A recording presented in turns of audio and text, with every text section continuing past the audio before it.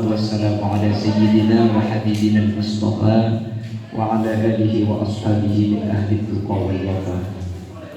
Yang terhormat dan saya hormati Profesor Dr. Kiai Haji Abdullah Dahlawi dan juga Kiai Haji Imam Zarkasi Abdullah Dahlawi dan juga Kiai Haji Salahuddin Rabbani Abdullah Dahlawi dan seluruh majelis pengasuh Pondok Pesantren Al-Hamidiyah yang saya hormati dan saya taati. Dan juga yang saya hormati Ketua 1 Sekolah Tinggi Agama Islam Al-Hamidiyah, yaitu Bapak Ahmadi, Sarjana Pendidikan, Magister Pendidikan. Dan juga hadir di tengah-tengah kita Bapak Samsuddin, Sarjana Pendidikan, Magister Manajemen.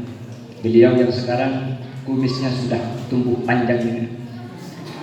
Dia memanjangkan kumis bukan untuk membedakan karena ada isu-isu bahwa yang tidak berkumis adalah laki-laki buaya, bukan. Karena kalau Pak Samsuddin nggak pakai kumis, orang banyak pangling, dikiranya dia itu saya. Jadi untuk membedakan antara Samsuddin dengan Poya Yasin, akhirnya kumisnya dipanjangkan, dipanjangkan. Juga Bapak Zaini dan juga Bapak Syifa, Bapak Mukim dan juga Bapak Badan Al-Haidar dan seluruh adik mahasiswa dan mahasiswi yang hadir pada kesempatan sore kali ini, terkhusus kepada seluruh mahasiswa dan mahasiswi yang telah dinyatakan lulus, saya ucapkan selamat dan sukses untuk semuanya. Dan saya doakan mudah-mudahan jenengan-jenengan ini tidak menjadi lulusan yang la yamutu wa la yahya. Apa itu lulusan la yamutu wa la yahya? Tidak bermutu, banyak biaya.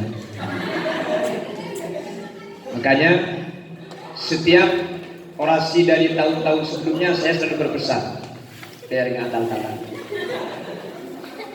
jangan menjadi orang yang gampang merasa puas. Ini bukanlah akhir ketika sampean lulus. Nanti secara resmi sampean dinyatakan menyandang gelar sarjana pendidikan. Maka itu adalah awal.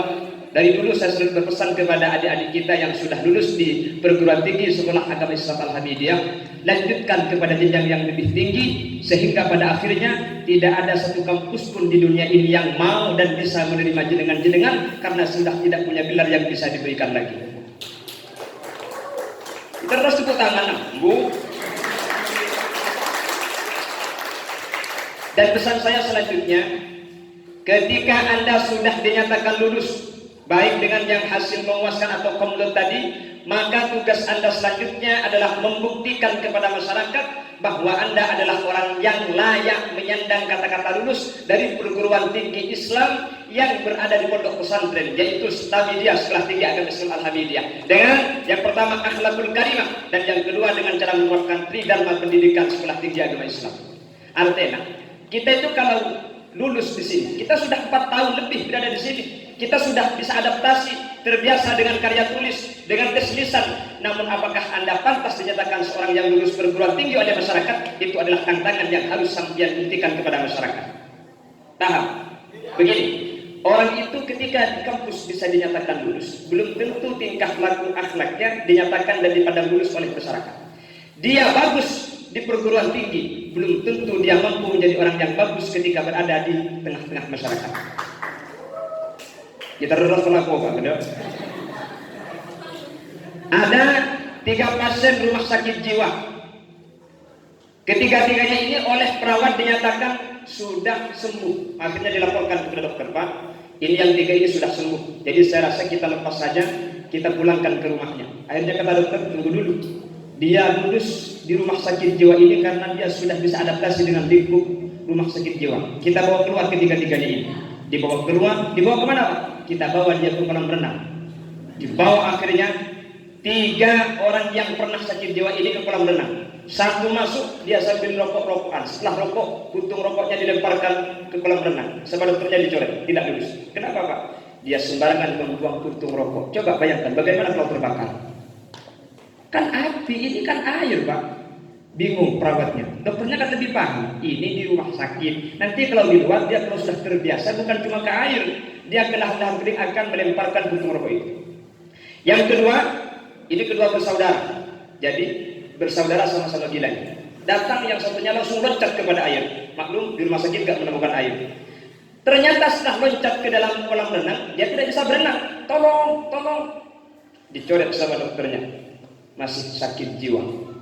Yang satunya saudaranya melihat saudaranya tenggelam, dia masuk ke dalam kolam renang dan menyelamatkan saudaranya itu.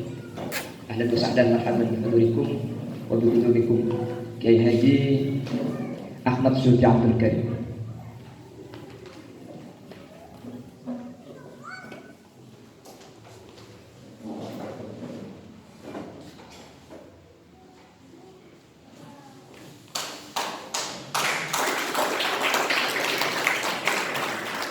Saya lanjutkan.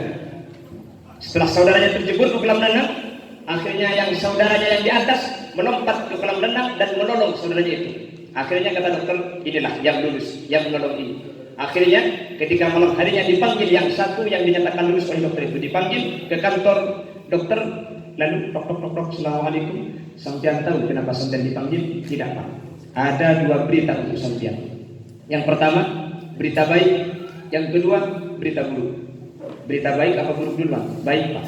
Berita baiknya selamat, saya nyatakan Anda sudah sembuh, Anda sudah tidak sakit jiwa lagi dan mulai besok Anda sudah bisa pulang. Berita buruknya Pak? Berita buruknya adalah saudara Anda yang tadi sampai tolong itu mati gantung diri di lantai atas. Lalu menyahut saudaranya itu, dia bukan gantung diri Pak, terus saya yang gantungin Pak, kasihan basah biar cepat kering. Itu artinya apa? Yang segera sepintas dinyatakan lulus dan sudah bagus, belum tentu kenyataannya seperti itu. You understand? Apa yang understand itu? Understand dong? Understand itu? Mengerti? Unders itu artinya di bawah, stand itu artinya berdiri. Jadi kalau yang di bawah sudah berdiri, maka Anda harus mengerti. Maksudnya, kalau rakyat bawah sudah memberikan inspirasi dan aspirasi, Anda sebagai orang-orang terdidik harus mampu menjadi pemimpin, karena Anda adalah pemimpin bangsa 20 tahun, 30 tahun yang akan datang. Mudah-mudahan ilmu yang telah diperoleh bisa menjadi ilmu yang bermanfaat. Amin, Allahumma amin. Mungkin hanya ini yang bisa kami sampaikan. Kurang dan lebihnya saya mohon maaf yang tiada batas. Akhiran, assalamualaikum warahmatullahi wabarakatuh.